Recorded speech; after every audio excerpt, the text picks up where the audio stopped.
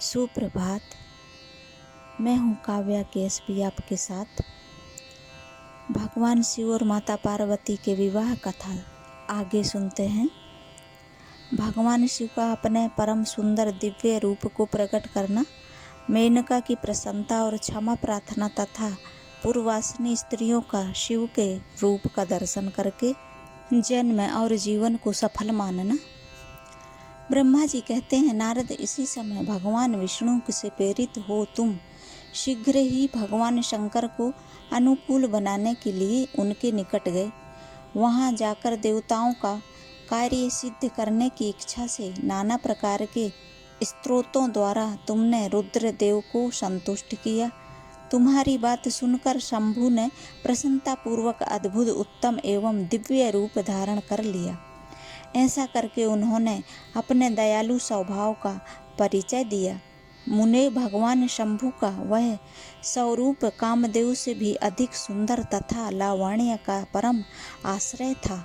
उसका दर्शन करके तुम बड़े प्रसन्न हुए और उस स्थान पर गए जहाँ सबके साथ मैना विद्यमान थी। वहां पहुंचकर तुमने कहा, विशाल नेत्रों वाली मैंने भगवान शिव के उस सर्वोत्तम रूप का दर्शन करो।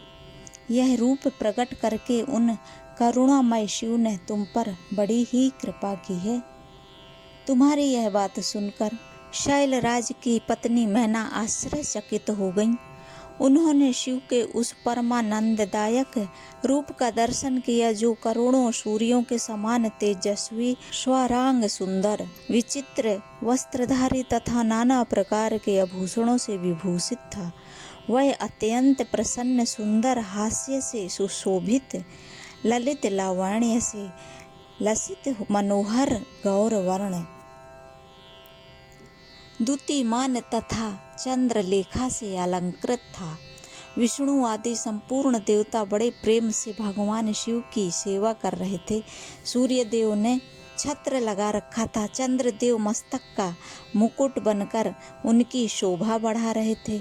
इस सब साधनों से भगवान शंकर सर्वथा रमणीय जान पड़ते थे। उनका वाहन भी अनेक प्रकार के आभूषणों से विभूषित था। उनकी महाशोभा का वर्णन नहीं हो सकता था। गंगा और यमुना भगवान शिव को सुंदर चंवर डुला रही थीं और आठों सिद्धियां उनके आगे नाच रही थीं। उस समय भगवान विष्णु तथा इंद्र आदि देवता अपने अपने वेश को भली भांति विभूषित करके पर्वतवासी भगवान शिव के साथ चल रहे थे।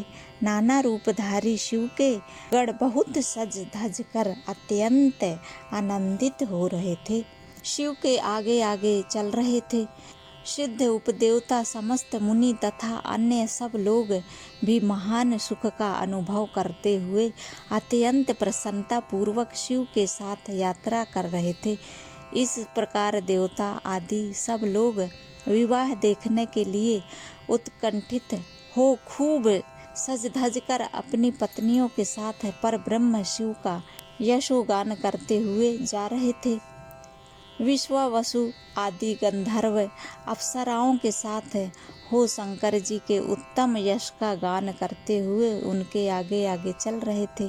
मुनि श्रेष्ठ महेश्वर के शैलाराज के द्वार पर पधारते समय इस प्रकार वहां नाना प्रकार का महान उत्सव हो रहा था।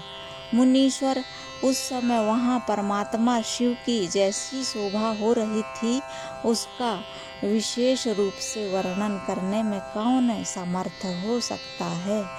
उन्हें वैसे विलक्षण रूप में देखकर मैना क्षण भर के लिए चित्रलिखी सी रह गई। फिर बड़ी प्रसन्नता के साथ बोली, महेश्वर, मेरी पुत्री धन्य है जिसने बड़ा भारी तप किया और उस तप के प्रभाव से आप मेरे इस घर में पधारे। पहले जो मैंने आप शिव की अक्षमय निंदा की है उसे मेरी शिवा के स्वामी शिव आप क्षमा करें और इस समय पूर्णतः प्रसन्न हो जावें। तो फिर मिलते हैं अगली कथा में। तब तक के लिए नमस्कार।